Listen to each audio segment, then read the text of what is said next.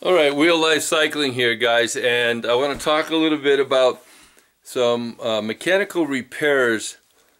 I have a Campagnolo Proton and a Eurus wheels, and I want to show you guys how to remove a race from the hub. Okay, here is the hub, and inside the hub is this race, and it's press fit inside of here, okay, like so. And what I did is I took a 5/16 rod, and I fabricated a screwdriver on one end. Okay, now you can buy tools for this, and on this side I made a hook, if you will, with a real flat, sharp spot on the end, okay, kind of sharp. And so what I do is this. I take this and I insert it inside like this, and it's in here and it catches the bottom of the race, okay? And I'm going to show you on this side. I have the bearing, and this is the grease fitting, and I'm going to pull that out right now. And give me a second, guys, so I'll show you. Let me put the camera down here on my stand so you guys can see this.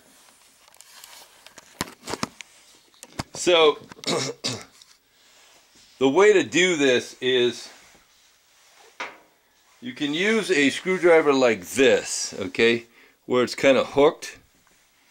And what you can do is you can reach under here like so, and this pops this little grease seal out, okay? And that's what it looks like, this, the grease seal, okay? And I'm going to put that down on a piece of paper towel. Then I'm going to pull the bearings out. You can see them here. Now, you're going to check the balls very, very closely. Excuse me. In my case, the race is pitted, and not only is the race pitted, but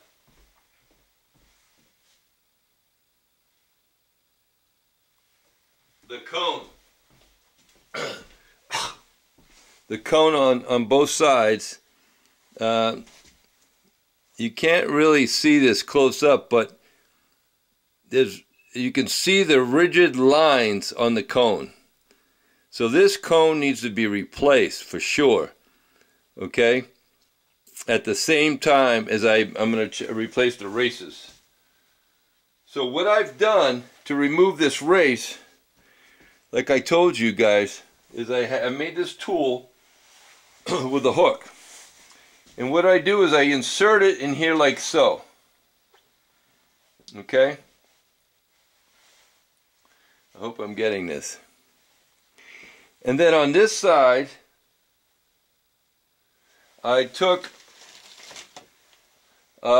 something to fit, like a piece of metal, and I had this old handle snap-on that broke, so I used this as like a punch, and I put it in here and I relax it inside. You can get some, and what I do is I put some stress on the side of this here, okay, this hook, and I hit it or tap it softly, and I go around and I do the same thing at different locations, okay? I should remove the grease out of here, but like so. Kind of hard to do this, guys, without, yeah, the grease is, so you need to put it on an angle and down. So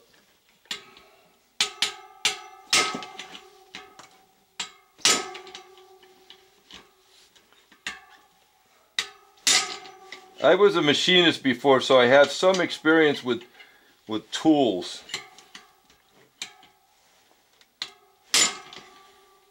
Okay, I'm almost out, but you got the idea.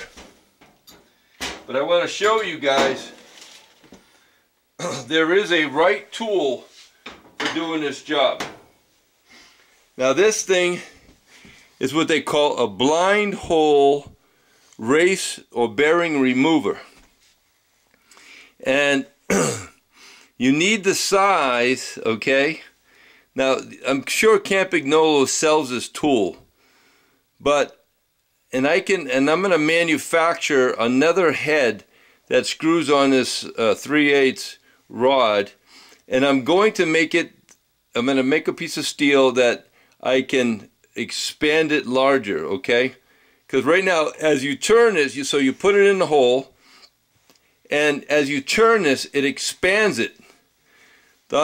Unfortunately, it does not expand enough for me to use in the removal of this, because it has to be about 1 inch. Okay, you can see it. So what it is you put it inside like this, and it catches the lip on the inside, and you slide this weight back and forth, and you go around, and it removes the race. Okay, so that's what I got here, and I just wanted to give you guys a little update on how it's done. I'm going to pull this other race out, and yeah, it's this is the new race. This is the old cone, and it is really pitted all the way around, and the bearings, you can, when they ride, you can hear them. Time for new bearings, cones, and races. Here's the other race. Okay.